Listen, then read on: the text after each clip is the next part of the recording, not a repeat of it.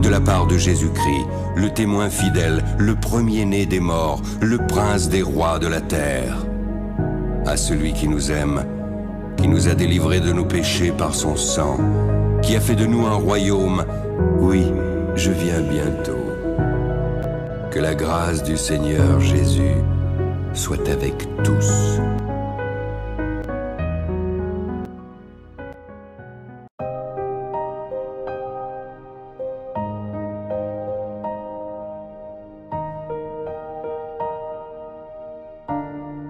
Bonjour à tous chers frères et sœurs, j'espère que vous allez bien, moi ça va très très bien. On va se retrouver aujourd'hui donc sur une nouvelle vidéo. Aujourd'hui nous allons parler donc des messages subliminaux, de l'occultisme, du satanisme qu'on peut retrouver dans le monde du football. On va essayer de travers cette vidéo de voir un petit peu en fait qu'est-ce qui se trame dans le milieu du football, mais aussi dans d'autres milieux comme le cinéma, la musique. Voilà. Avant toute chose, j'aimerais aussi vous dire qu'il est important de ne pas mettre tout le monde dans le même panier. On a des gens honnêtes, des gens qui sont aussi voilà, honnêtes dans tous les milieux, y compris dans le monde du football. Tout le monde n'est pas là pour faire du satanisme, mais on sait qu'il y a des joueurs un petit peu partout dans le monde qui ont certainement fait des pactes avec le diable, comme c'est monnaie courante et comme beaucoup en témoignent. Qui sortent de ces milieux-là. Et il y a des joueurs aussi qui ont des cris-cris, voilà, on entend parler, qui ont été voir des vaudous, des choses comme ça, pour avoir la gloire, la richesse, le succès.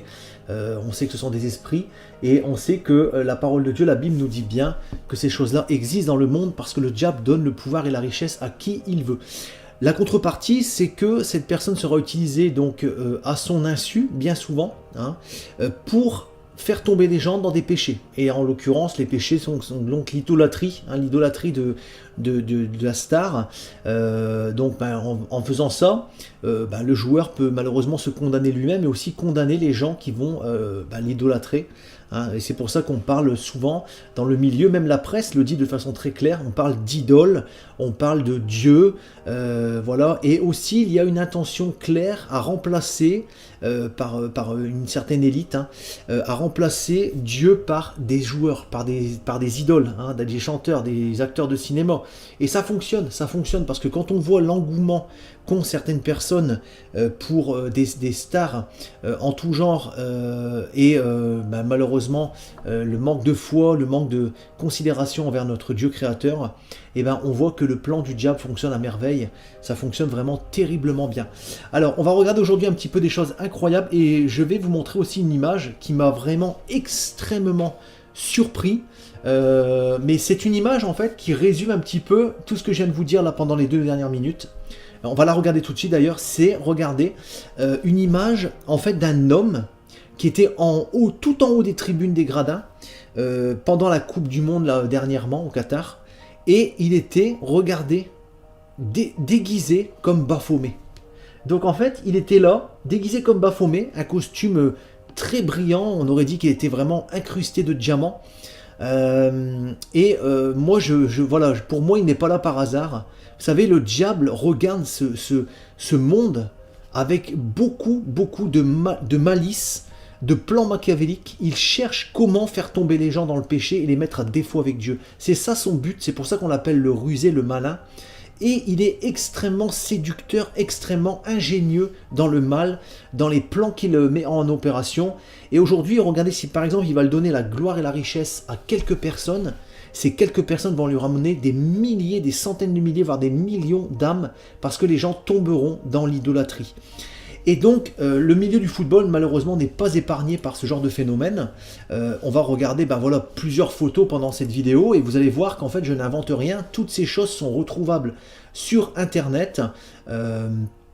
Et bien sûr, on voit voilà, dans tous les milieux de l'idolâtrie. Alors, je ne sais pas ce qu'il adviendra de ces joueurs de foot, de ces stars qui sont idolâtrés de la sorte. Ça, bien sûr, je ne sais pas. Ça, c'est Dieu qui jugera. Non, nous ne devons pas juger ni les condamner. Nous devons simplement dénoncer les œuvres des ténèbres, c'est-à-dire dénoncer ce que le diable fait derrière ces choses-là.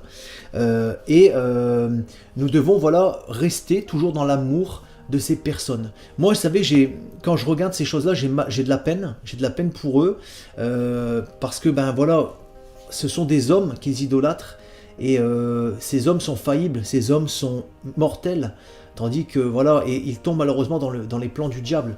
Donc, nous devons rester, on peut regarder un petit match de foot, hein, mais nous devons rester raisonnables, et toujours garder Dieu à la place numéro 1 dans notre temps libre, dans notre cœur, dans nos pensées.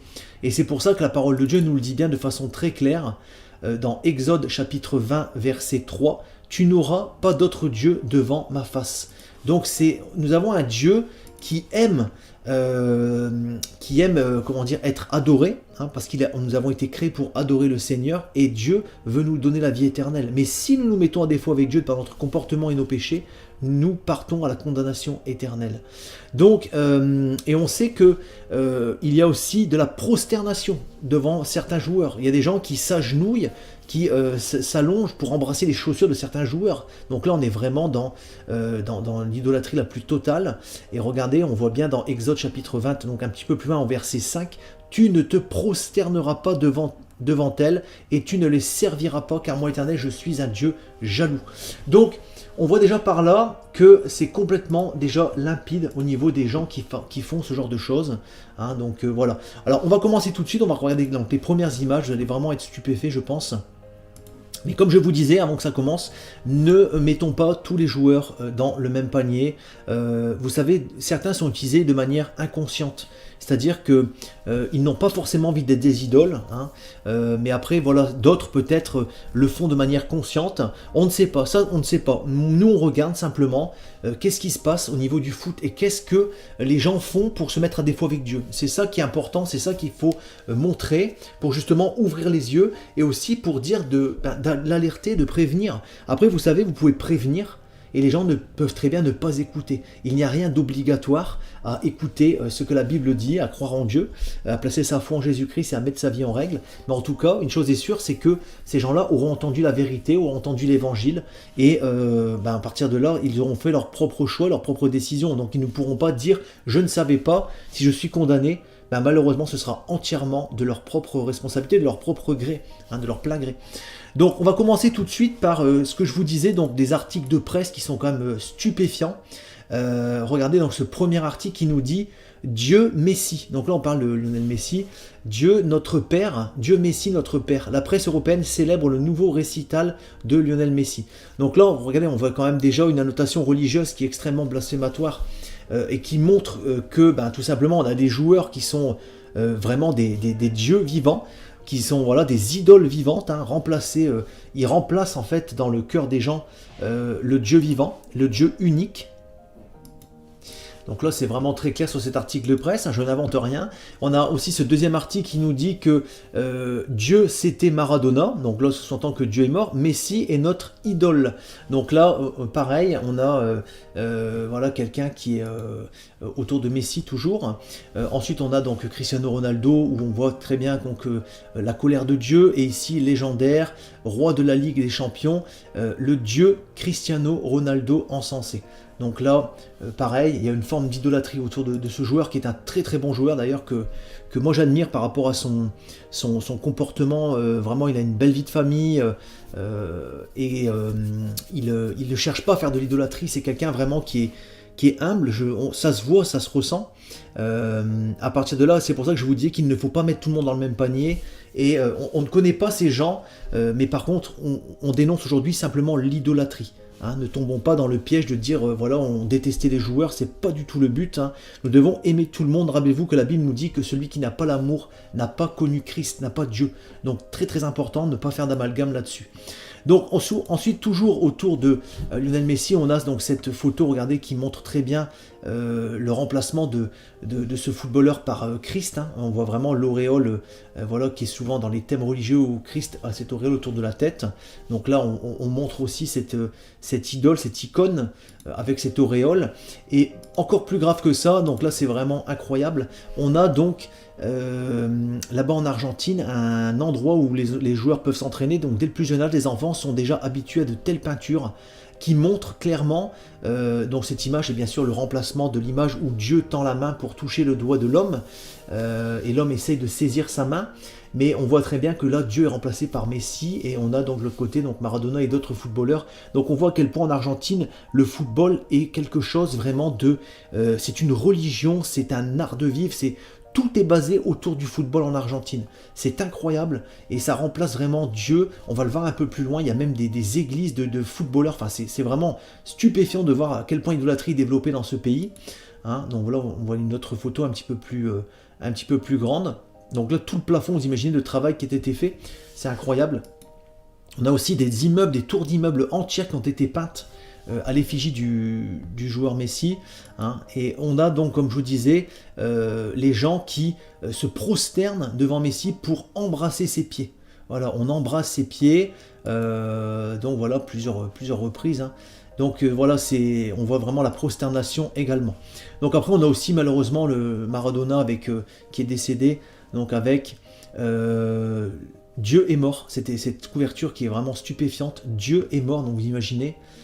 Voilà, il était vraiment là-bas considéré comme le Dieu vivant en fait, hein. Donc c'est démentiel. Cette photo aussi qui est très caractéristique du côté religieux que les gens apportent aussi et que la presse apporte autour de cette ancienne icône. Et là on a quelque chose d'encore plus flagrant avec Santa Maradona, donc le Saint Maradona, voilà, qui remplace carrément le Jésus avec on voit bien la façon de s'habiller qui était vraiment très similaire à Jésus. Et donc voilà, là aussi une image extrêmement caractéristique du côté déiste des footballeurs là-bas. Donc comme je vous disais, là-bas en Argentine, ce qui est vraiment hallucinant, c'est que en fait il y a des chapelles, ils ont des chapelles d'adoration pour les joueurs, où ils peuvent se rassembler, prier leur Dieu. Donc par exemple, ils adressent des prières à Maradona, des prières voilà, pour tel ou tel joueur, c'est incroyable. Et on a donc, c'est une église particulière où les fans s'assemblent pour prier leur Dieu. Hein, donc c'est vraiment une religion à part entière, ça n'a rien à voir avec le Seigneur, c'est vraiment basé sur l'adoration des joueurs et du foot. Hein, donc on prie pour le foot. Et d'ailleurs, ils ont leurs 10 commandements. Donc voilà, regardez le deuxième, aimer le foot par-dessus tout. Donc là, on remplace le deuxième commandement de Dieu qui est donc tu adoreras ton Dieu de tout ton cœur, de toute ton âme et de toute ta pensée. Donc là, aimer le foot par-dessus tout. Donc le foot vient au-delà de Dieu. Déclarez votre amour inconditionnel pour le foot. Donc c'est vraiment incroyable. Et ça, c'est autour donc, de Diego Maradona. Il y a eu donc cette chapelle, donc on voit vraiment les choses, vraiment, ça c'est vraiment démoniaque, toutes ces choses-là. Et donc ensuite on a regardé ici tous les donc des prières qui sont voilà, donc des prières d'adoration pour les footballeurs, pour Diego Maradona notamment. Donc voilà, je vous laisse lire ça tranquillement. Et on a donc, comme je vous disais, la petite chapelle, hein, vous voyez la petite chapelle où on peut se prosterner également, adorer son Dieu avec donc l'effigie du footballeur, la petite idole en statue. Donc là c'est incroyable, vous allez pouvoir trouver tout ça sur internet, mais c'est incroyable l'idolâtrie immense qu'il y a là-bas. On a aussi bien sûr des stars françaises, des stars un petit peu internationales aussi, où les gens, comme Johnny Hallyday notamment, hein, Johnny notre Dieu, où les gens adoraient également Johnny, il adore encore aujourd'hui. Hein, et d'ailleurs, il y a quelqu'un qui le remplace avec exactement la même voix, c'est assez stupéfiant.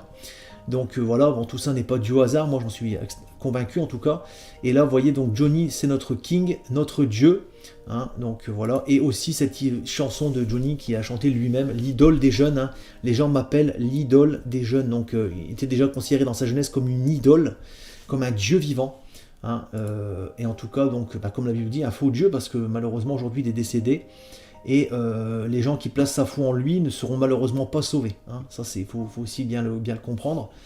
Voilà, donc en tout cas, on peut voir déjà dans ces choses-là, on a également d'autres passages bibliques, Exode 34, 14, qui nous dit « Tu ne te prosterneras point devant un autre Dieu, car l'Éternel porte le nom de jaloux, il est un Dieu jaloux. » Alors, un Dieu jaloux, non pas dans le sens où la jalousie, comme l'entendent les hommes, mais un Dieu jaloux qui ne peut pas partager sa gloire. En fait, si vous avez un autre Dieu dans votre cœur, dans votre vie, comment voulez-vous que vous puissiez être sauvé en fait? Parce que vous mettez votre espérance, vous mettez tout votre joie, votre temps dans ce Dieu-là, et vous tournez le dos à Dieu, et Dieu n'est plus prioritaire. Donc à partir de là, vous êtes déjà à défaut avec le Seigneur.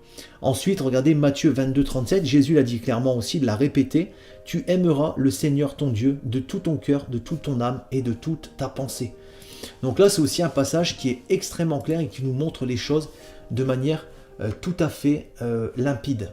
Donc voilà ce que je voulais vous montrer aujourd'hui sur ça. Vous savez, aujourd'hui, nous vivons du temps de Baal, du temps des Hébreux. Il y avait des idoles de bois, il y avait des statues en plomb, en or, en toutes sortes de choses. Mais aujourd'hui, mais il y a toujours eu des idoles, hein, il y a toujours eu l'une des premières grandes idoles, ça a été donc à Babylone avec notamment, il y a eu donc Nebuchadnezzar, il y a eu aussi Nimrod qui était donc assimilé au dieu soleil. Les gens se prosternaient devant lui, le considéraient comme le dieu vivant. Et d'ailleurs, lorsqu'il est mort, de bonheur d'ailleurs, Dieu l'a certainement hanté la vie.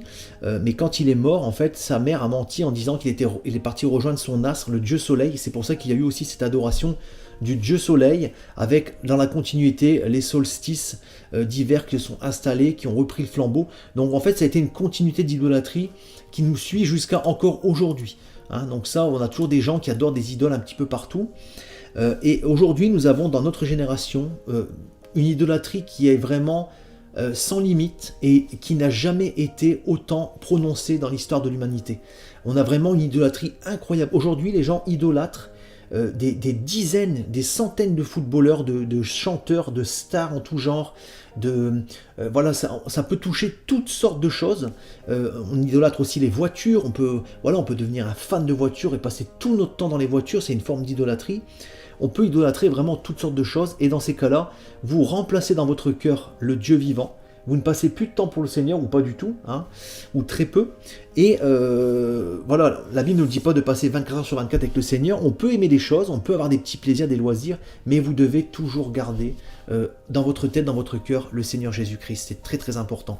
Donc faisons attention, soyons raisonnables, soyons dans la limite, ne condamnons personne, mais prions pour tous ces stars, tous ces footballeurs, que le Seigneur leur fasse grâce, leur ouvre les yeux. Il y a des gens aujourd'hui qui quittent ces mondes-là, qui quittent ces milieux, qui se privent de la richesse parce qu'ils ont compris, parce que Dieu leur a ouvert les yeux. On a notamment Kanye West, il y a des stars qui quittent ces choses-là, hein, qui dénoncent après, qui montrent les choses. Hein, on a même des gens qui ont quitté les milieux francs-maçons, Illuminati, où ils dénoncent des choses horribles qui s'y passaient, hein, et ils ont ouvert les yeux. Donc voilà, faisons attention à toutes ces choses-là, prions pour eux, soyons dans la paix, dans la joie, et continuons à mettre dans nos prières que le Seigneur ouvre les yeux de toutes ces stars, mais aussi que le Seigneur leur fasse grâce, et que à tous ces gens qui idolâtrent. Et moi je dis toujours que si les gens avaient cette ferveur pour les stars, s'ils pouvaient avoir la même pour le Seigneur Jésus-Christ, ce serait merveilleux. Mais en tout cas, malheureusement, le diable est très fort et très rusé. Donc voilà, n'hésitez pas à partager cette vidéo un petit peu autour de vous. Et maintenant, la Bible nous dit ces choses-là. Maintenant, on y croit, on n'y croit pas. Ça, c'est plus mon problème, j'ai envie de dire. C'est le problème de tout un chacun. Chacun est libre de ses actes, chacun est libre de ses actions, de son comportement, de sa vie. Hein, la vie que nous menons, tout simplement, décidera de notre destinée. Hein, c'est le choix, c'est le libre arbitre. C'est le choix que Dieu nous donne, de le suivre ou pas, de répondre à son appel ou pas, d'écouter ce que je vous ai dit dans cette vidéo ou pas. Dieu pourra, à partir de là, condamner ou sauver, suivant sa justice, donc ne mettons pas, comme je dis, tous les joueurs de foot, tous les chanteurs dans le même panier. Hein. Parfois, ils sont utilisés inconsciemment, mais en tout cas, c'est Dieu qui rendra son jugement. Nous devons simplement prier et garder l'amour pour toutes ces personnes. Soyez bénis, chers frères et sœurs, et je vous dis donc à très bientôt. Tout pouvoir m'a été donné dans le ciel et sur la terre. Il y a plusieurs demeures dans la maison de mon Père. Si cela n'était pas, je vous l'aurais dit. Je vais vous préparer une place. Et lorsque je m'en serai allé et que je vous aurai préparé une place, je reviendrai et je vous prendrai avec moi, afin que là où je suis, vous y soyez aussi. Vous savez où je vais, et vous en savez le chemin. Je suis le chemin, la vérité et la vie. Nul ne vient au Père que par moi. Abraham, votre père, a tressailli de joie de ce qu'il verrait mon jour. Il l'a vu et il s'est réjoui. Si vous me connaissiez, vous connaîtriez aussi mon Père. Et dès maintenant vous le connaissez et vous l'avez vu. Et je vous le dis, avant qu'Abraham fût, je suis. Seigneur, montre-nous le Père et cela nous suffit. Jésus lui dit, il y a si longtemps que je suis avec vous, et tu ne m'as pas connu, Philippe. Celui qui m'a vu a vu le Père. Comment dis-tu, montre-nous le Père? Cette bonne nouvelle du royaume sera prêchée dans le monde entier pour servir de témoignage à toutes les nations. Celui qui croira et qui sera baptisé sera sauvé, mais celui qui ne croira pas sera condamné. Je m'étonne que vous vous détourniez si promptement de celui qui vous a appelé par la grâce de Christ pour passer à un autre évangile. Aucun mensonge ne vient de la vérité. Sinon celui qui nie que Jésus est le Christ, celui-là est l'antéchrist, qui nie le Père et le Fils. Quiconque nie le Fils n'a point non plus le Père. Quand un ange du ciel annoncerait un autre évangile que celui que nous vous avons prêché, qu'il soit anathème. Moi, Jésus, j'ai envoyé mon ange pour vous attester ces choses. Je le déclare à quiconque entend les paroles de la prophétie de ce livre. Si quelqu'un y ajoute quelque chose, Dieu le frappera des fléaux décrits dans ce livre. Et si quelqu'un retranche quelque chose des paroles du livre de cette prophétie, Dieu retranchera sa part de l'arbre de la vie et de la ville sainte décrits dans ce livre. Ces paroles sont certaines et véritables. Et le Seigneur, le Dieu des esprits des prophètes, a envoyé son ange pour montrer à ses serviteurs les choses qui doivent arriver bientôt. Et voici, je viens bientôt. Heureux celui qui garde les paroles de la prophétie de ce livre.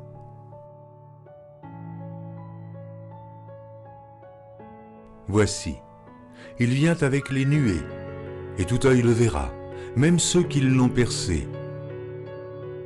Et toutes les tribus de la terre se lamenteront à cause de lui. Oui, Amen. Je suis le rejeton et la postérité de David, l'étoile brillante du matin. Je suis l'alpha et l'oméga, dit le Seigneur Dieu, celui qui est, qui était et qui vient, le Tout-Puissant, le premier et le dernier, le commencement et la fin. Que la grâce du Seigneur Jésus soit avec tous. Moi, Jésus, je viens bientôt. Vous êtes d'en bas, moi je suis d'en haut. C'est pourquoi je vous ai dit que vous mourrez dans vos péchés. Car si vous ne croyez pas ce que je suis, vous mourrez dans vos péchés.